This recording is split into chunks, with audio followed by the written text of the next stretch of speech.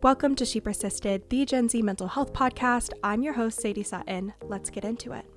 To get stronger, to get to the other side of change, you have to go through a little bit of pain. It's part of the process. You got to burn it down a little bit to build it back up. That's going to make it really hard. You don't want to do it. That trap of, it's so much easier just to stick with the way we've been doing things. It's tradition. It's how we've always done it. It's the only way I know. That can keep you from imagining a better future.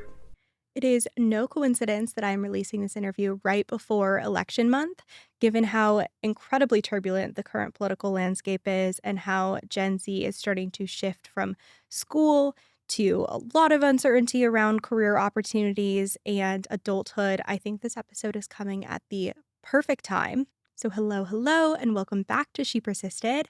Today's episode is going to serve as pretty much your guide to navigating the current world and job market as a member of Gen Z who is looking to inspire change and clean up many of the messes that we're dealing with as a society. And we have the perfect guest to speak on this topic. We have Amanda Litman, the co-founder and president of Run for Something, a nonprofit organization that recruits and supports young leaders to run for state and local offices. She's also worked with Barack Obama, Hillary Clinton campaigns, and has been named one of Time's list of the next 100 who are shaping the future and defining the next generation of leadership. So it's safe to say she is incredibly qualified to share insights and advice for anyone in Gen Z who is looking to make an actual impact on today's world but don't know where to start. So if this sounds like you, this episode will leave you feeling empowered and inspired to take on the workforce or the current political landscape and make meaningful change. So without further ado, let's dive in. Well, thank you so much for joining me today, Amanda. I'm so excited to have you on the show. We are recording this at a very interesting time. I've been hosting the podcast for 5 years now, and I think this is a conversation that is top of mind for a lot of people, or at least has become top of mind. So I'm really excited to get your expert insights and thoughts for people that want to lean more into creating change, potentially going down the political path, or just being better leaders in their own communities and with the people that they come into contact with on a daily basis. So thank you for joining me. My pleasure, Sadie. Thanks for having me. Of course. So to get started, can you give us a bit of a background? You have had such a fascinating career and gone in so many different directions, been so involved in so many incredible campaigns. And so I'm really curious how you landed in this space and started working on creating really meaningful change and really powerful change and making really big shifts in how our society functions and operates and thinks, which is relevant to so many areas, especially mental health, because I think we forget that policy is such a huge part of that, and who's advocating on our behalf can be like life or death. So I'm really excited to get your thoughts on how people can feel more empowered and have more of a sense of agency, because that's such a big part of thriving as a society. Yeah. So I'll start by telling you a little bit about myself, and then we can get into it. So I was born and raised in Northern Virginia. I went to Northwestern for college, where I studied American Studies with a focus on gender and politics. My senior year of school, I got an internship on the Obama re-elect, doing online fundraising and volunteer recruitment. I was hired before I graduated, worked for the president's campaign, which we won, so fun. Stayed in Chicago to work for the president's nonprofit for about a year. Moved to Florida in 2014 to work for the governor's race, and then moved to New York in 2015 to work for Secretary Hillary Clinton's presidential campaign. I was her email director, so again, online fundraising, volunteer recruitment, that kind of thing. We lost. That was sad. Yes. About a week. I remember watching that CNN live updates, and it was a wild, wild night. 0 stars. Don't recommend. So about a week after Election Day in 2016, I started hearing from friends I'd gone to high school and college with. Hey, Amanda, I'm a public school teacher in Chicago. I'm thinking about running for office. You're the only person I know that works in politics. What do I do?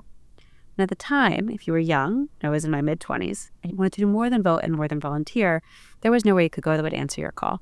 And that, to me, felt like really big symptoms both in our democracy and in the Democratic Party. So I reached out to a whole bunch of people with an idea.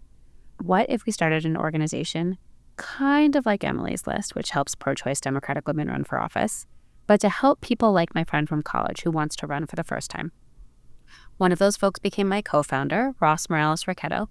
We wrote a plan, we built a website, and then we launched Run for Something on Trump's first inauguration day, thinking it'd be really small. We maybe would get 100 people who want to run in the first year. In the first week, we had 1,000 people sign up. As of today, we're up to more than 220,000 young people all across the country who've raised their hands to say they want to run. We've helped elect more than 1,500 across 49 states, mostly women and people of color, all under the age of 40 at the first election. And I also wrote 2 books in the process. So that's me. Okay, I have so many areas that I want to go there and so many things to touch on. I think the first is the beginning of your story where you were able to get involved in such a hands-on way in college and in undergrad. And I'm really curious what that process looks like, because I think a lot of us, we can vote for the first time in college. College campuses are a very political place. I was at Penn and it kind of felt like there was a foot in each camp and everyone was talking about all the things given the history of the school. And even with that, feeling like my vote had a lot of power and I was voting in a swing state, getting involved beyond that, even though like the rally was being held in Philadelphia and you were seeing all these things on the news, as far as meaningful steps you could take, it still did feel somewhat out of reach beyond like phone banking and getting your family and friends to go out and vote, having peers register in swing states rather than home states, depending on where they're from.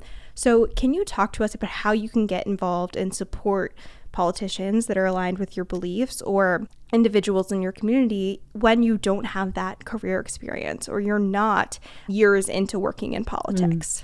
The best thing you can do is go hyperlocal. I think this is true especially when you're a student, because the people that govern city councils and state legislatures in these college towns can have a big impact on whether you can afford to stay in your college town if you want to. Like how easy or hard it is to find an apartment off campus or a house off campus. Yeah. They really do affect how expensive your tuition is often set on the state legislative level by the state government. There is so much work that these local offices do that affect your life as a student. But on the other side of it, they're also so much fun. Like if you are a student or a recent grad and you want to get involved locally, you can very quickly become the campaign manager or the volunteer director or the communications director for these local races, because not that many people do it. So you can very quickly become a big fish in a small pond, and your experience as a student, as a member of the community, is so invaluable to these campaigns. They're also just a great way to get to know the candidates themselves, and a good reminder that politicians are people and people are flawed, but that you can really get exposure to it firsthand. Yeah. So I have a lot of things that I want to pick your brain on because you are so tapped into this space, and it feels like we have quite the like dialectic of, like you said, Gen Z is so involved. You have so many people raising their hands saying like, we want to help, we want to get involved, we don't just care, but we'd like to take action and advocate on behalf of others and create change. And I also feel like there's this paralyzing sense of hopelessness and like a disconnect from what's happening on a larger level and what you see in your day-to-day or how you see things and how others see things. And we're seeing this gender gap emerge, and there's huge shifts in how our demographic of like where we're at age-wise compares to other ages historically. And so I'm really curious what you're seeing with Gen Z and why we might have this like, some people are so on board to take action and feeling hopeful and ready to go, and others are like, how did we get here? I don't know what's going on, and I don't know how to move forward. And I think part of it is that we got to this point because people felt disillusioned. And I think that the only way out of it is deep organizing and deep work. It doesn't mean just electoral. Like I think elections are a key part of it, but not the only part of it. And I think there's often pushback. I know I get it, where I'm like, you have to vote in local elections. Like, well, electoralism doesn't solve any problems. But well, it doesn't solve all our problems. But it's kind of like if you wanted to make an apple pie, but you didn't have any apples. Like, you need it. It's an important, necessary ingredient. It's not the only ingredient you need, but it's a necessary ingredient. And I think a thing that we have often forgotten, I say we, broad scale, anyone who's like not a fascist or a Nazi at this point, is that winning the presidency, much like electoralism, is a necessary but alone not sufficient part of the process. Yeah. You know, we have to also win city councils and school boards and state legislatures and library boards and water districts and community college boards and everything else, or we're missing the fundamental way in which power gets held in this country. We don't have one massive government. We have the federal government and then 50 state governments and thousands of county governments and thousands more city governments and districts within those. And those build on each other. And if we aren't careful, the bad people take over the little ones, and then they make it much, much harder for us to win the big ones. Yeah. I like how you mentioned how many layers and checks and balances truly exist in the system. And I think a lot of people listening, if they're following political updates, there are so many moments of fear and anxiety and that like Mm. hopelessness of what is happening. And I think most of the people listening are Gen Z women. And I think that is one group especially who is really impacted by the current political landscape. And so I'm curious from your perspective, having so many young individuals wanting to get involved and running for office. But I'm curious what your thoughts are there. Like, is it truly a position where you're seeing these things and you're like, yes, this has a direct impact? Or when you're reading these headlines, is it more kind of what you just said, where you're like, okay, but we have all these layers and all hope is not lost. And there is a disconnect between like my day-to-day life and this one thing that was said on Twitter. Like, what is your thought process there for people who are really struggling with that in a big way? Well, I think it's really important to remember that there are a lot of things that the president can do that can hurt people. Like, I don't want to ever undersell that. Mm-hmm. And there's a lot of things we can do locally to protect people and to Yeah. advance progress, especially on the things that directly affect your quality of life, like the cost of housing, cost of childcare, your access to reproductive health, your access School to gender-affirming lunches, care, school libraries. lunches, library funding, how easy or hard it is to open a business. That stuff is shaped on the local level, which means Yeah. you can have a lot of say there. And I think that grounding fact is what keeps me hopeful, Mm-hmm. which you need to be. Like, you need to Yeah. be hopeful. Otherwise, Yeah. it's impossible to get out of bed in the morning. Yes. No, I completely agree. And I definitely share that point of view. And I even go on the days where it's like, okay, I'm feeling less hopeful. It's like, but what is going to get us moving forward and get things to shift and change? And it's some amount of hope that then inspires action. And so right. trying to then get to that mindset so that things actually will change and be different rather than just being like stuck in this, okay, here's the cards we've been dealt and we do nothing at this point and we're just on this road, so we keep driving. And so you have so many people as a part of Run for Something that are working to make this change and that really want to have a very active role there.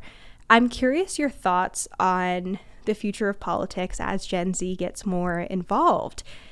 Getting to know these people, supporting them in this process, in this early stage of their journey. What do you think is going to shift and change over the coming years and how we're describing the issues that we're struggling with on a day-to-day, how we're reaching people, what people care about, what is inspiring action, all of those things as we see this like new era of politics unfold? I think Gen Z brings a really different attitude to politics in a good way. And I think that's true both in politics and outside of it. And I wrote this book called When We're in Charge. It's about Gen Z and millennial leadership and the way that we do things differently. And I think that's really what we're seeing in politics, at work, in institutions, in systems, that the way we did things yesterday does not have to dictate the way we do things tomorrow. Yeah. And that mentality is really, really powerful. Mm-hmm. Really powerful. I want to dive into your book a bit more because you mentioned that, and I would love your thoughts on those different elements of leadership. You mentioned that just because we've done things historically doesn't mean that it has to move forward this way. What are those aspects of leadership that are so different in Gen Z and millennial leaders versus what we have done historically, which we can work to change and not accept at face value? I think things like work has to suck. Like, I don't think that's true. Yeah. I just don't. Yeah. I mean, I think work is hard, and like sometimes some parts of it are not that fun, but work doesn't have to suck. If leaders don't want it to, it doesn't. The idea that you have to be messy at work, or that authenticity inherently requires like messiness. Yeah. It doesn't. It requires vulnerability, but also involves boundaries. I think that is a really important distinction that too many people have forgotten. I think really important to think about clarity of communication, to think about communicate norms of communication. I think right now it's very easy to say diversity is a fad. It is not. It is both a business imperative and a moral imperative. It's also going to be a lived reality for millennials and Gen Z, so better learn how to handle it well. Yeah. And then really thinking about how can you be effective and also compassionate? Like, how can you hold getting shit done and being a good person in the same space? Yeah. Those are not competing. They're not mutually exclusive. I think too many business executives and corporate CEOs, and especially some of the older leaders, have sort of assumed that in order to get the best results out of people, You have to work around the clock. You have to grind it out. You have to like yell and punish and penalize. Like you don't. You just Mhm. don't. I Yeah. reject that. I refuse to believe that's the case. Mhm. I'm curious if you were entering the workforce this year, then the coming years, I just started my first full-time role, Hmm. what things you would push back on or even set your own boundaries around that kind of are more aligned with those historical ideals or those things that we've accepted as this is what work looks like. Here are the expectations that are held. Here's just how it works. And those things that you would shift on an individual level. And then later in your career, make sure that those are systemic and that your team and your community are also kind of following in those footsteps. I think a lot of it has to come from the leadership of setting the right tone, of modeling the kind of behavior you want to Mm-hmm. see. But I think it is always appropriate for especially, first-time employees to like really demand clarity about what success looks like. Yeah. If somebody asks you to do something, it is not rude, it is not pushing the limit to respectfully and politely, but clearly ask, can you tell me what it looks like when this is done well? Yeah. Like, can you tell me what this looks like when this is done poorly? Can you explain to me why that timeline is and why that looks good? I want to learn. Mm-hmm. Sometimes the executive or the leadership hasn't quite thought through that and they might not be able to answer it. And then it's on them because Yeah. asking for success metrics is not a bad thing. Yeah. I also think being really clear about capacity. I know it is very trendy to like, I'm not going to answer email after 5 o'clock. I'm Yeah. going to log off after. Like, definitely do that. And if you are having an issue where your work is requiring you to or being asked to, like, again, hey, this seems like a place that wants people to be able to do this work sustainably. I cannot currently commit to complete my workload and also do that.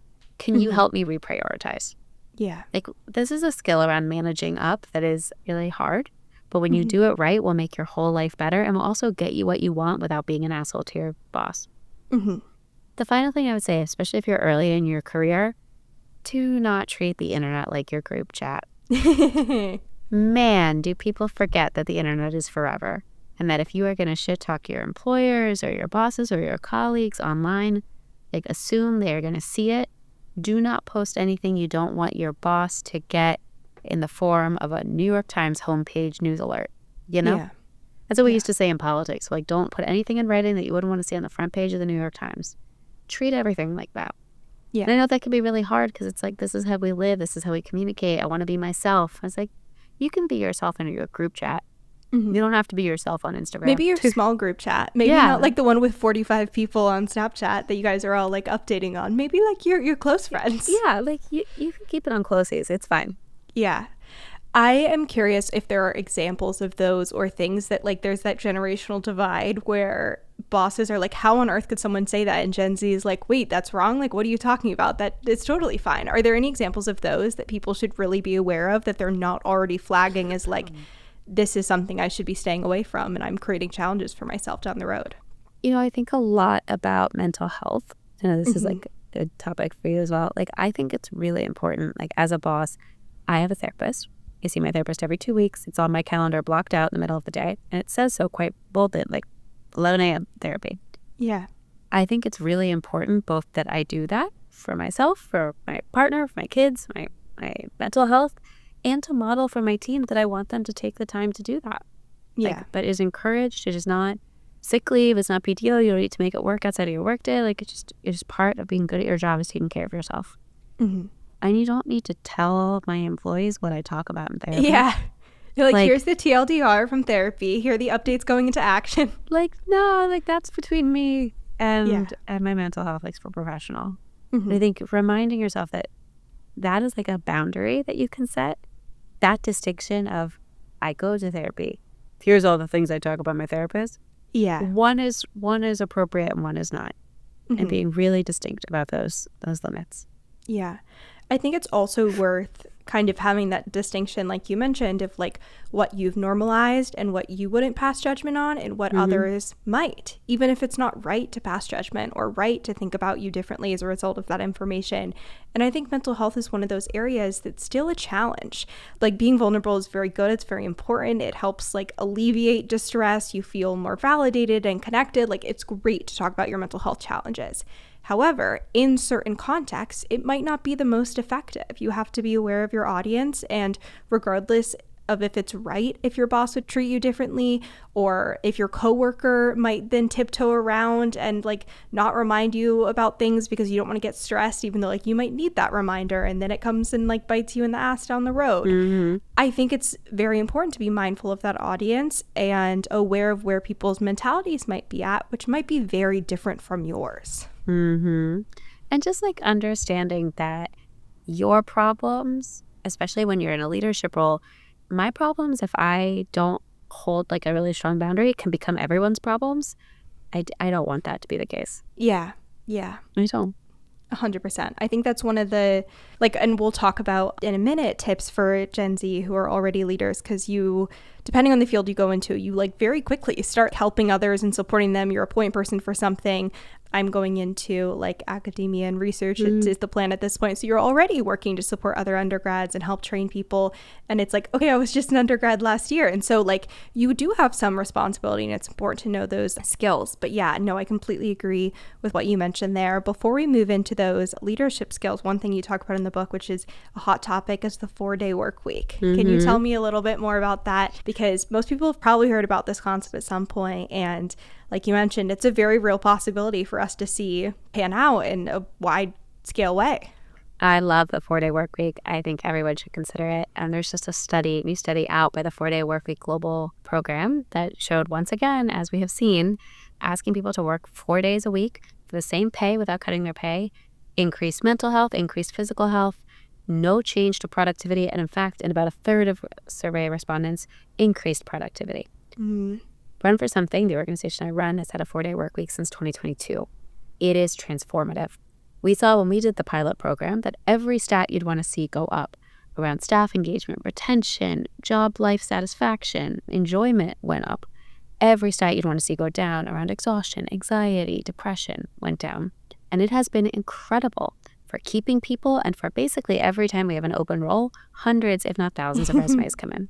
Yeah. And I will say, like, I know maybe if your listeners aren't quite there yet, but as a parent, it has been magical because I get to do 4 days of work with my job. On my Fridays, my daughters go to daycare because sometimes I have stuff to do and like, you know, whatever. Errands take up a lot of time. It's horrible. Being an adult is hard. Being an adult is hard. So I have Fridays to myself, which means I make doctor's appointments. I go to a yoga class. I get my nails done. I have lunch with a friend. And then I get to go into a weekend with my tiny kids. I have a 2.5-year-old and a baby. And I'm refreshed. I'm ready to tackle the 48 hours of intensive parenting. It is the only way that I've been able to survive the last couple of years and do this work in a way that allows me to keep doing it for a long time. Yeah. And I think going back to what we kind of touched on at the beginning of the conversation, which is ways that you can get involved in your local community or ways that you can work to make change, a lot of the times those don't perfectly fit into your job description. And so being able to have the bandwidth and the capacity to engage in those other elements, like we're having this interview after I finished up the workday and I was able to get off early because my boss is super flexible with hours and when we have other things, that's really great to be able to make positive change and continue working on those goals and feel like you're making a difference while balancing that work routine and making progress there. Because 5 days, 9 to 5, plus all these extra hours working on these very real projects or initiatives or campaigns, it does add up, and it's challenging to not burn out with all of those responsibilities on your plate. I mean, this is the overarching question of basically all the work I do, which is what might be possible if things didn't suck. Yeah. Like, what might be possible if our political leadership didn't suck? What might be possible if work didn't leave you drained at the end of the day? Like, what could it open up for you as a person, as a partner, as a parent, as a friend, as a citizen? Yeah. Like, what kind of time could you have? What kind of energy could you have? What kind of art could you create? It is really exciting to imagine that a better way actually is possible. Yeah, and it invokes a lot of hope, like we talked about. Like, it can be challenging to fall into these other mindsets, but that question gives so much hope for what could come next. And I'm curious for people listening who hopefully will step into these roles and create change either on their teams and their communities on a larger scale. What are those things that suck that you hope to chip away at and see shift over the next 20, 30, 40 years? I hope we can build a ton more housing and make housing costs go down. because I hope that it can become part of the American dream that people can buy homes again if they want to. Mm-hmm.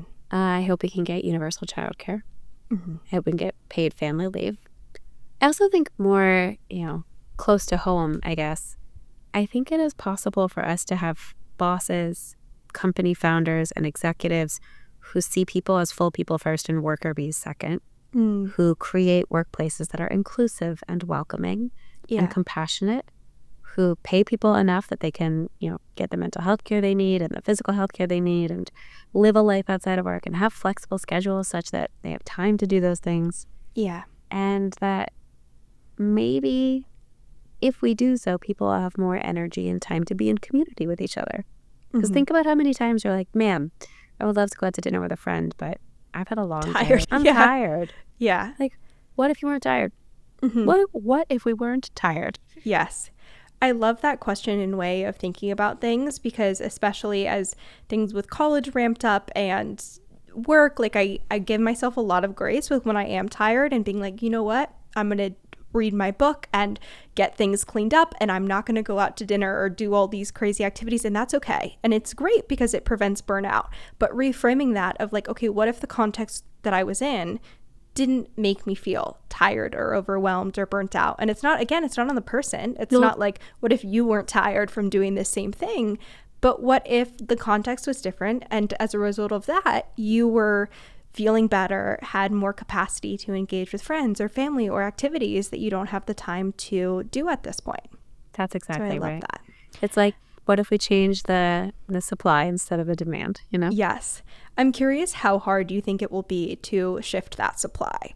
Like, is this something where it's like, okay, as people that are listening to these conversations, engaging in these conversations, start having more power, they can make those shifts? Or is this something that like centuries from now, we're like, come on, guys, like we got to keep working on the work-life balance? I think it is possible because I think so much of it stems from leadership. And I think as new people take over, in 2030, the youngest boomer is going to hit retirement age. Millennials and Gen Z are going to be a majority of the workforce by then. We actually get to decide if we want to keep doing things the way they've been done. And like, part of the reason I wrote the book is because there wasn't a playbook for if you knew you wanted to do it differently. Like, what does that mean? What does that look like? How do you actually execute on that? There wasn't a guide to. So I wrote it, and I hope that people read it or see other people doing it differently and decide, oh, yeah, actually, I can decide that I don't want to run a 100-hour-a-week startup. Yeah. I don't think I need to. I am curious, are there any like thinking traps or pitfalls that might happen when the demographic of the workforce shifts that would cause us to kind of continue this norm rather than work to change it? I think part of it is just the status quo is easy. Yeah. Like, change is hard. I mean, you think about, I don't know if you are like a fitness person. I'm not currently really. at this stage in my life, but Love a good walk. Love a good walk, love a good yoga class. Yes. But the theory here, which is that in order to get stronger, you have to destroy a little bit. Like, you lift weights enough so that you destroy the muscle fibers and then they rebuild a little bit better. Yeah. Sometimes in the process, you get a little sore. To get stronger, to get to the other side of change, you have to go through a little bit of pain. It's part of the process. You got to burn it down a little bit to build it back up. That's going to make it really hard. Like, you don't want to do it. That trap of, like, it's so much easier just to stick with the way we've been doing things. Like, it's tradition. It's how we've always done it. It's the only way I know. Like, that can keep you from imagining a better future. Yeah. So I think that trap of like, it's hard to change. Change is scary. You don't know what's on the other side of it. Can be really easy to fall into. I also think that there's often a temptation to be like, well, am I the right person to do this? Can I do it? Do I have the skills to, especially for young women, to question whether we're the right people to lead in this moment or to step forward? To that, I will say, I promise you, mediocre people never ask if they're the right person to step up.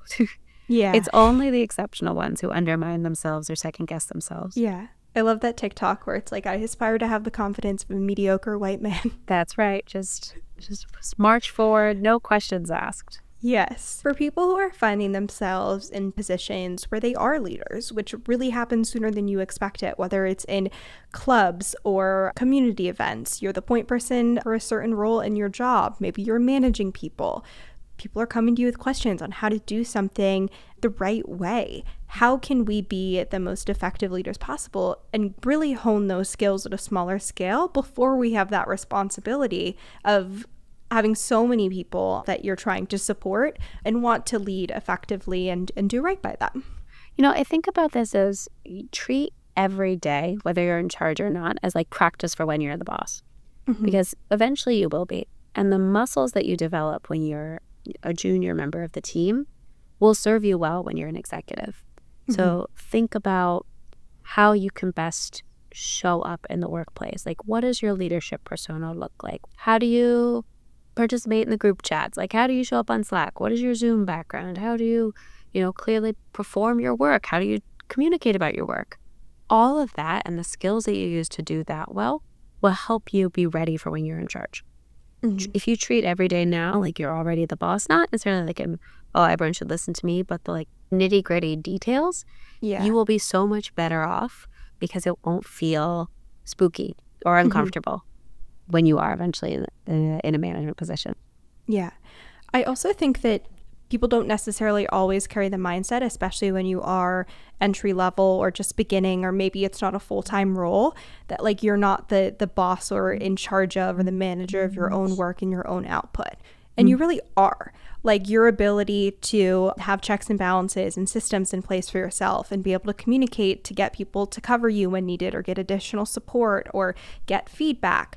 Like all of that is on you. And I think the leadership role kind of just expands that to a larger scale. So if you can really master that effectively for yourself and understand like I'm managing myself, I'm managing my work, and I am managing others when we're collaborating because you need to be effectively showing up and have them respond in a good way. And mastering that at a smaller scale when there's less repercussions because it's just you and you can spend extra time fixing mistakes if needed, I think is huge. And we also just, like you said, we resist change. So when you're in this new role and you're building these habits for the first time, if you can be really intentional at that point, you will thank yourself for years to come later on in your career.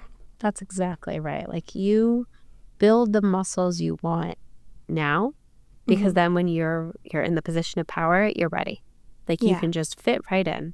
Yeah. Because I think that's something I heard from a lot of the leaders I spoke to for the book, which was that once they got promoted into the role or hired for the role because they were good at the work, they weren't good as management. They weren't necessarily developed as leaders. You want to be ready because it's a totally different skill set. Yeah, 100%. It's so interesting because you could develop the skill set if you focused on that same work with that mentality and approached it just slightly differently. But so much of the time it's that worker bee role of like it's just focusing on like the output and the end product versus, okay, how can I do this really effectively? How would I do this as a leader, even if like you're the only one on the project? And so even just like that difference in approach and how you're looking at things, just like we talked about earlier, whether it's like what action can be taken, how many different avenues are there to create change here, I think can make all the difference. That's exactly right. Alrighty. Well, if people want to read your book, follow along with all the amazing things you're doing, support some of the amazing leaders, and run for something, where can they find all your information? You can find me online, basically all the different social media platforms at either Amanda Litman or Amanda LITM. And you can find Run for Something at runforsomething.net. Amazing. Well, all of that will be in the show notes as well as a link to Amanda's book. And thank you so, so much for joining me. Thanks for having me, Sadie. If you enjoyed this episode of She Persisted, make sure to leave a review, subscribe, and share with a friend or family member. Follow along at She Persisted Podcast on TikTok, Instagram, YouTube, and more for bonus content. Thanks for listening and keep persisting.